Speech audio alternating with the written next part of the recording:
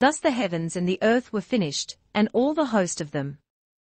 And on the seventh day God ended his work, which he had made, and he rested on the seventh day from all his work which he had made. And God blessed the seventh day, and sanctified it, because that in it he had rested from all his work which God created and made. The seventh day of creation we equate with the activity of the pituitary gland. It is interesting that from the biblical story, for most people, there seems to be no further creation going on. God rests on this day. However, let us not be too hasty in this assumption. The second verse states that on the seventh day God ended his work. Besides that, it seems that God also blessed the seventh day, and sanctified it. It seems, therefore, that he did not rest the whole day, for if he did then he was also resting on the fifth and sixth days while he blessed his creations. In the seventh day he did an act not found in the previous day's efforts, he sanctified the seventh day. This may have been a creative work, as we shall see. Disregarding for a moment whether handing out a blessing and sanctification is work, let us look briefly at the operative functions ascribed to the pituitary gland. Besides the biological functions, we also must consider that the readings relate Jupiter, as an astrological and benevolent factor, to this gland's efforts, and its activity which in turn is related to strength. Also it is related to heaven, a state of consciousness, in the Lord's Prayer, to silence, and to the color violet in the rainbow.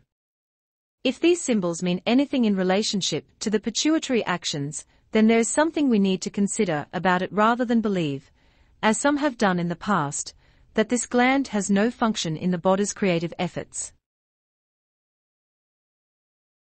It is now well recognized that the pituitary has many functions directly affecting the body, and its well-being and actions, which were not previously known. The hormonal secretions of many and varying kinds as controlling factors for both the body and mind functions are too numerous to go into here. In fact, all of its bodily functions are not yet fully known. However, the pituitary has long been called the master gland of the body. From our viewpoint its functions have, perhaps in the long run, more to do with the soul mind than the body and conscious mind. First, let us consider the blessing the seventh day received. Would not we, given the title and actions fitting with the master gland title, feel blessed? Indeed a blessing, yet because of its seeming silence and non-activity we note that it is associated with the color violet in the rainbow.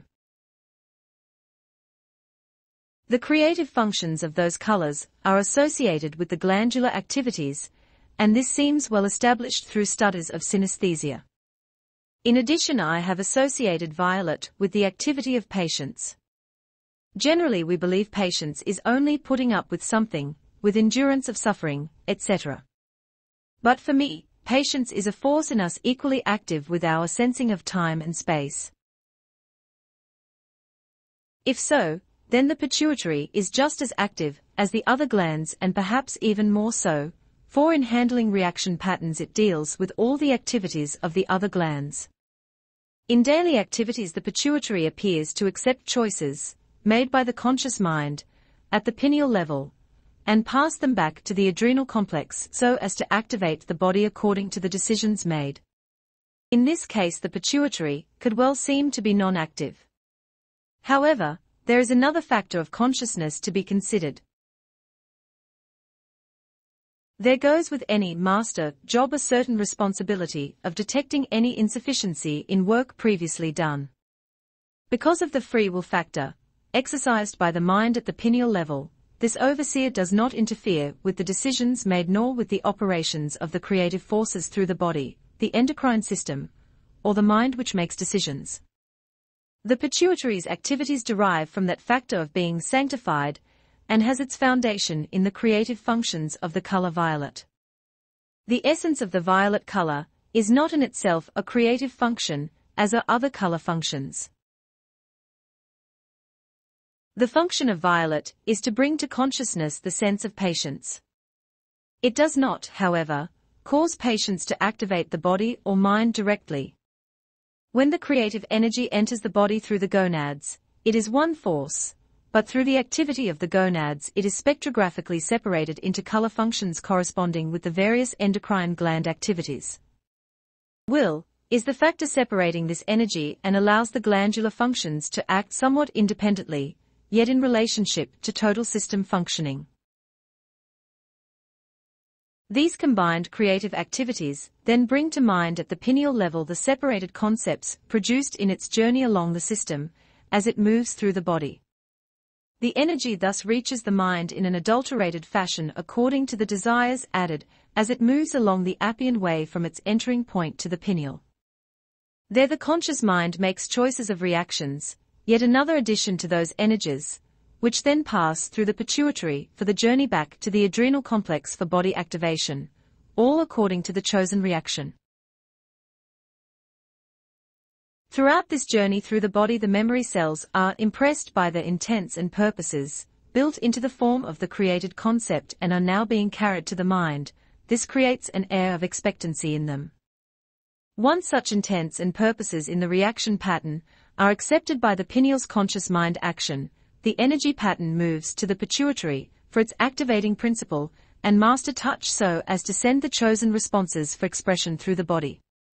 This action then fulfills the expectancy held by the memory cells, all for future reactions based on what is known. This, however, is not the total process. The pituitary notes all intents and purposes in the forms together with the choices added by the pineal, together with the acceptance of responsibility, or it could not pass the total impressions and commands back to the body. The acceptance by the pituitary of responsibility given under its stamp of approval added to the reaction pattern response, which in turn is accepted by the body, causes a recording both in mind and memory of the intents and purposes together with the responsibility for its acceptance by the mind.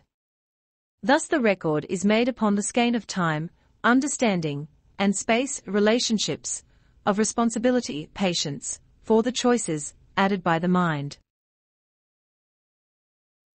These impressions on the total energy pattern are accepted by the pituitary and pass to the body, which is the last act in the creative process of any reaction chosen. This total functioning process brings us to the seventh day, and God, or the creative forces, must await another impulse from the pineal before it can act again. Thus God rests by the recording of the spiritual element, for self or for others in the choices made, and these are the food for the soul. We eventually realize that in patience possess ye your soul. And this is fundamental to all our actions. Even changing the original purpose of the body memory cells involves a great responsibility, that of the soul's direction, by reason of what we feed it, even more.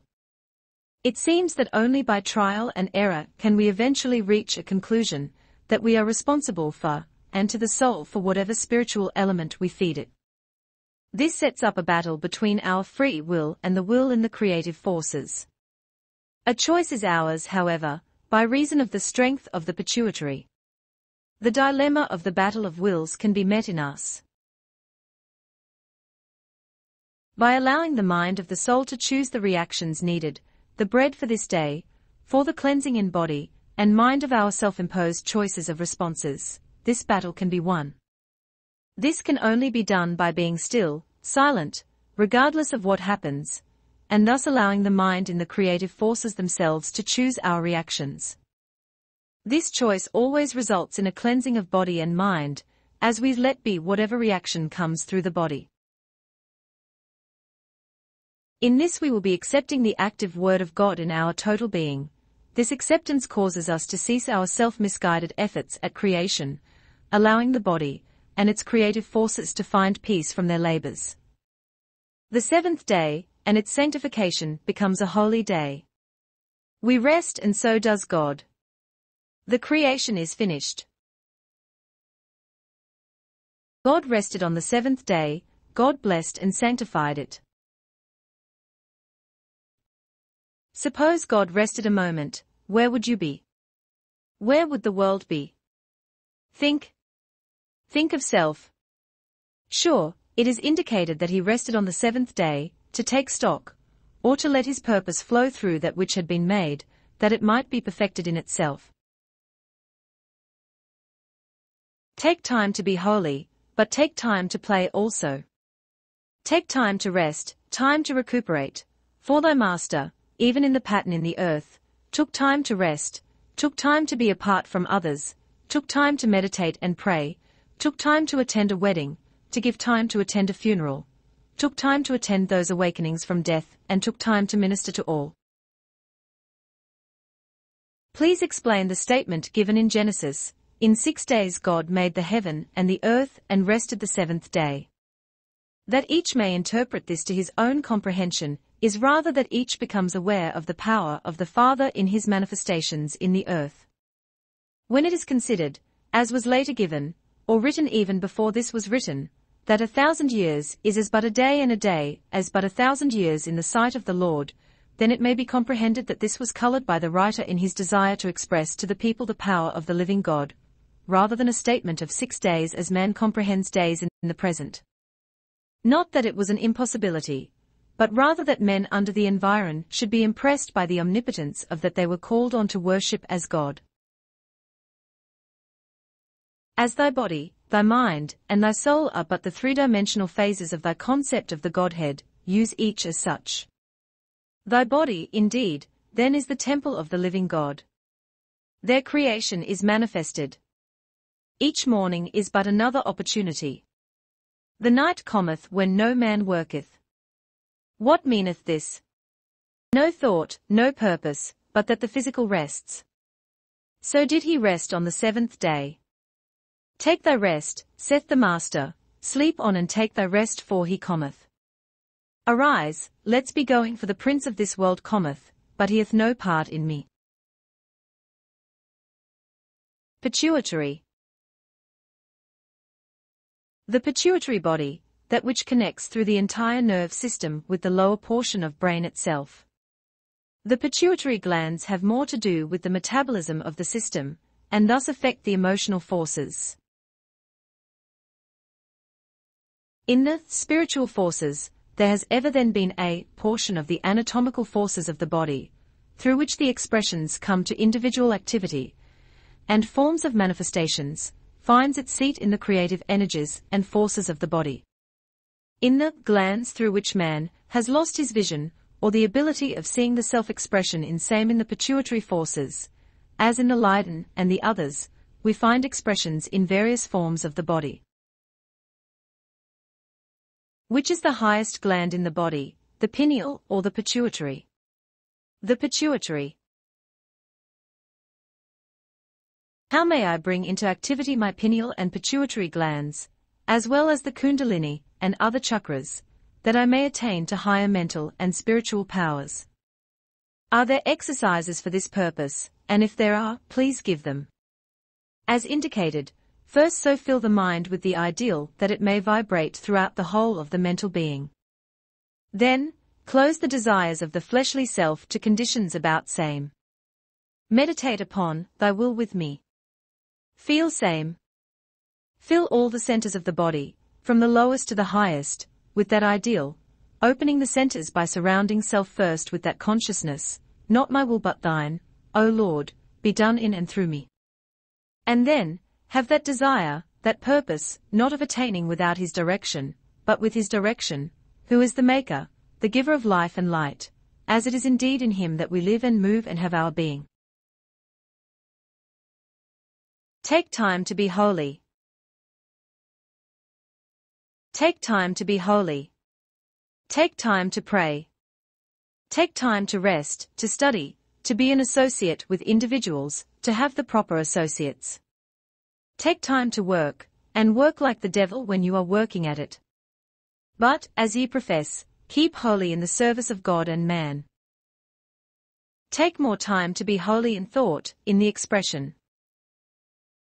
Take time to be holy. This means to find time to speak a kind word. Take time first to be holy. Don't let a day go by without meditation and prayer for some definite purpose, and not for self, but that self may be the channel of help to someone else. For in helping others is the greater way to help self. Take time to be holy.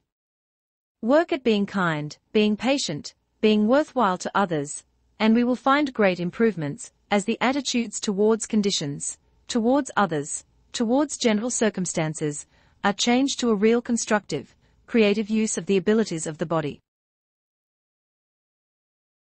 Jupiter, universal influence, a beneficial influence to all, godlike. In Jupiter we find the great ennobling influences, the broad-mindedness, the ability to consider others, the universal consciousnesses, that are a part of the entity's unfoldment. In Jupiter we find the latent urge to help, and yet that latent urge to be universal in its concepts. In Jupiter we find the benevolent experiences or feelings, or emotions. And these, too, may be experienced mentally.